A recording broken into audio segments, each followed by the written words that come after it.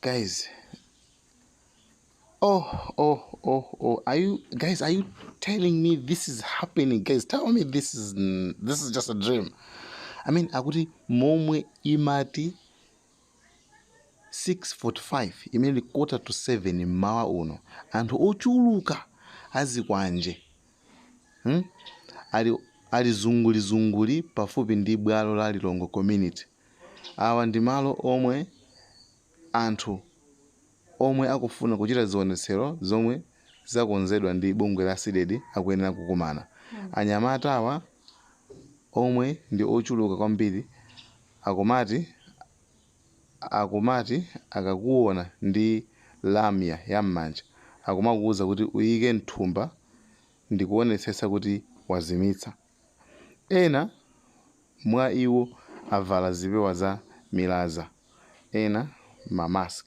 Mmodzi mwa anthu omwe akukonza zionetserozi imwenso ndi nzika yokhudzidwa yati kuti akukonza zokumana ndi apolisi kuti aone kuti awathandiza bwanji kuchotsa ziphona zomwe zili zungulizunguli pa ground la community. Guys, nkhani ndinaona Alexus Kamangira waipanga tag ndi anayankhula kuona kuti ngati if this is true, you see, ndi Alexus Kamangira waipanga screenshot nkona kuti if this is true, Chakwe's days as president are numbered. Mark my words. Ngati zizi zoonadi. Actually, it's in Nkoma Synod radio. It's radio, it's mainstream. Sikuti nkhani kuti zikafaka ndi radio imene alengeza. So this is true. Deka Mangira kana kuti ngati zizi zoonadi ndi kuti masiku achakwera kama office ndi kuti akuti are numbered.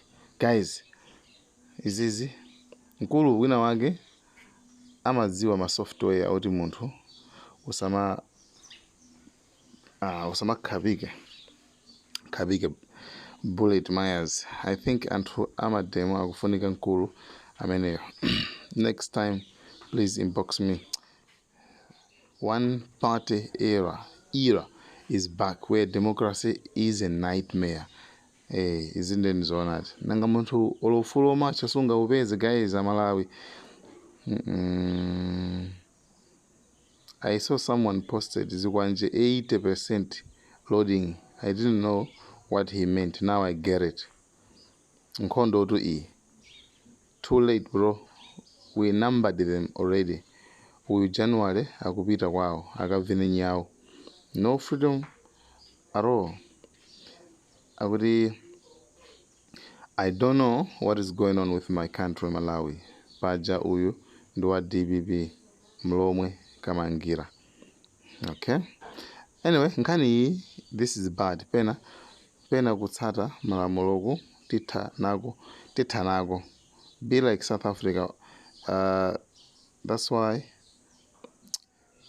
we don't need permission for anyone to do demonstrations. Amangobita basi. Guys, nkhani ndimene I think it will less konkuja Nkoma Synod ndi guys nkhani ndimene ndeko mademo kuja zikwanje zilikali pati ndinasazikatu bwinobwino ine kwa akazi anga zoti ndikagula thumba la sugar kuchipiko kaya apa ndikuwauza kuti chani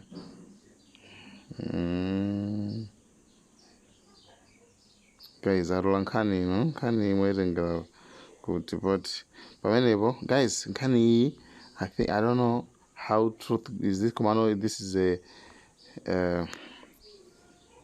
sukuti awa Nkoma Synod radio angalembe zinthu zoti zabodza yayi.